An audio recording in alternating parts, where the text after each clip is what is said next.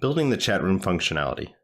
In this section, we're going to take a look at seeding our Firestore database, fetching a list of chat rooms, routing based on selected chat room, and finally, creating and displaying chat room messages. Seeding our Firestore database with chat room data. In this video, we're going to take a look at using Firestore as our database and creating seed data in Firestore.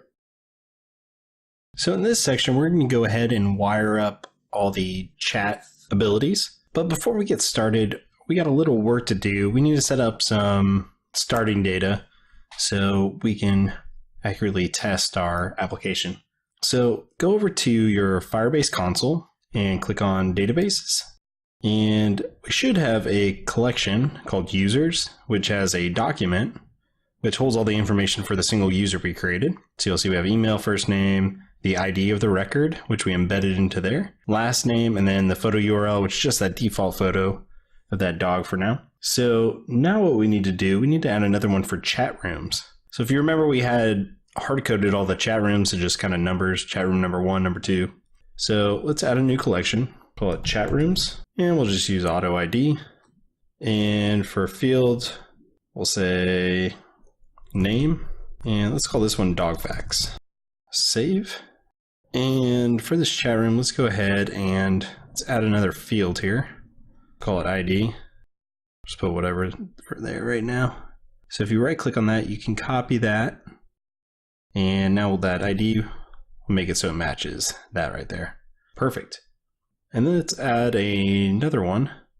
So we'll add another document, auto ID, call name. We'll call this one cat facts. So these will be our 2 chat rooms here. So again, let's copy the ID and we'll embed it inside of here. Perfect. So now let's add a collection to these called messages. So this will hold all the messages for that particular chat room. So you can kind of see it's a RESTful-ish URL. So you have chat rooms / the ID of the chat room / messages, and that'll get us all the messages. And we'll just do auto ID, and we need a couple of fields here. We'll say created at, and we want to make that one a timestamp. And let's just pick whatever day. And since it's a 24-hour time, say 15 will be like 3 in the afternoon. Say 15:30, and we'll save. So this one field. So this is a particular message in the collection of messages. So this would be something somebody posted in the chat room. So the new message was created at that date, and the message, which is a string, we'll say hi cat facts. So that's the message the person posted. And then we need the sender, which is going to be an object here, and we'll have email. And you're probably wondering, why am I putting sender in here? Don't we have the user's collection already? We do. So this is one of the downsides to a NoSQL database, or the upside, how you look at it. In order to get the performance you need to essentially duplicate your data. It needs to be an all-in-one collection, because in NoSQL databases, there's no such thing as a join. Even though you might see here, there is a reference field, but it actually doesn't return the data you would think. So you could reference your collection / the user that you want. However, that doesn't work the way you would think it works at the moment. And it's probably because the cloud's Firestore is in beta at the moment. So we're going to change this from reference and actually go back to string. So we're going to duplicate all the data for the user who posts. So this will make it easy for us to get all that data out instead of having to go back and do another lookup. Because otherwise what would happen is we'd fetch all the messages, then we'd have to, for each message, go back and fire a request to get the user within the user's collection. So you don't want to do that, because then you have an n+1 query, meaning that for every record, you got to go fetch it plus the original call. So it'll be a lot of bandwidth back and forth, not very performant. So I'm going to say Bryce at codelife.io, since I'm the only user right now. First name will be Bryce, and my last name will be Ayers. Need to add in the photo URL, which that should be it. I got it off screen here. I copied it earlier. And then ID of the sender, which is also a string. Click add.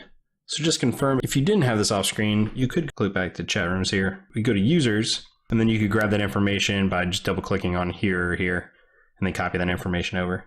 So now if we go back over to our chat rooms, now we have to do the same thing for dog facts. So cat facts has a collection, And that collection has one document, which was created has a message, hi cat facts, and then has the sender's information, who actually posted that message. So let's go back and do the same for dog facts here. Perfect. So I had a collection, say messages. We'll hit next. This will auto ID. We'll have created at the timestamp. And just like before, pick a date, any date. And we'll say this one's at 16:45. So that is at 4:45 in the afternoon. I'm just going to save so we can see it here. And then we just need to start adding some fields. We actually need message. So we have that field. We'll add another one here, which will be sender, which will be of type object. And just like before, we got to put in all our information. Say email. You can put in your email there. First name is Bryce. Last name, photo URL. So I'm going to grab from, I got to paste it in my notes here, so I don't have to flip back and forth. And then the user's ID, which I showed you how to get before, and I'll paste that in there. Click add. Perfect. So now for dog facts, we have a collection of messages. There's one document which has all this information. Perfect. So that was somewhat time consuming, but you'll see in the future, we'll actually dynamically add all these documents. We're just doing the first one in each chat room. That way you have some data to work off of to ensure that our application's working as expected.